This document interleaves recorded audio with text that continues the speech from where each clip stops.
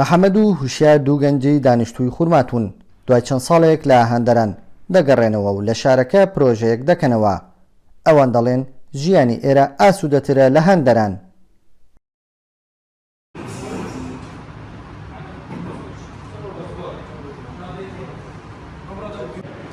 بەڵێ من و کاکوشیاری هاوڕێم بە پێی ئەزمموی خۆمان 17 ساڵ لە ئەوروپا بووینە.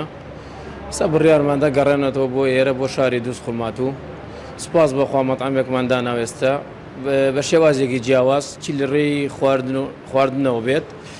خواردنی غەربی و شەرقیمانەیە تقریبا بۆ مانگێک کردمانێتەوە. بڕیارمانداوە بە یەکجاری گەڕێنێتەوە ئێستاکە عنی بە یەکجاری گەڕێنێتەوە.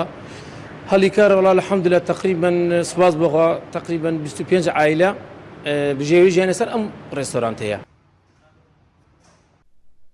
لەم پرۆژەدا چەند گەنجێکی شارەکە هەلی کاری بۆ ڕەخساوە و خاوەن ئەم پرۆژەیە هیوادارن پشتیوانی گەنجان بکرێت تاکو کۆچی هەندەران نەگرنە بەر.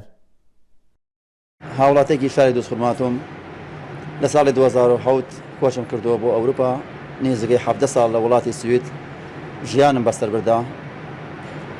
لەوێ فێری ئیشی ڕێستۆران بووم. ئەو ئیشەی کە لەوێ ئەیکەیت هەڵبەتە سەتا بگرە شەستی بۆ باجەڕات ئەوەی بۆ تۆ ئەمێنێتەوە بەس ماندووبوون و نەهامەتێکەتی. هەڵبەتە هیچ پاشەکەوتێکی ئەو تۆی نییە بۆ تۆ. بۆیە هەوڵمدا لەگەڵ ئەم برادەرم کە بێنەوە لەم شارە جوانەی خۆمانە چێشتخانەیە دروستکەین، جێگایە بێت تایبەت بۆ گەنجان و هەم بۆ خێزان بگونجێ. و هیوادارم گەنجی ئەم شارە بە هیچ شێوەیە بیر لە ئەوروپا نەکاتەوە. ئەوروپا ئەوە نییە کە خەڵکی باسیەکات.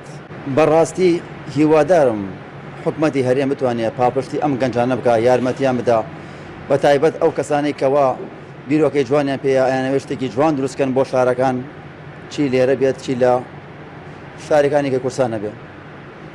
هیوادارم خەرجیان پێ بدەن، یارمەتیان بکەن تاکوم بیر لەوە نەکەنەوە ڕێگەی هەندەران بگرنە بەر. بڕیاری گەڕانەوەی دوو گەنجی خاوەنکاری خۆیان لە وڵاتێکی ئەوروپا بۆ خاک و نیشتیمان دەرخستنی ئەو ڕاستیەیە کە دەڵێت بەد لە جێگای خۆی سەنگینە. کاروان حەبیب، کورتسات نیوز، خورمات و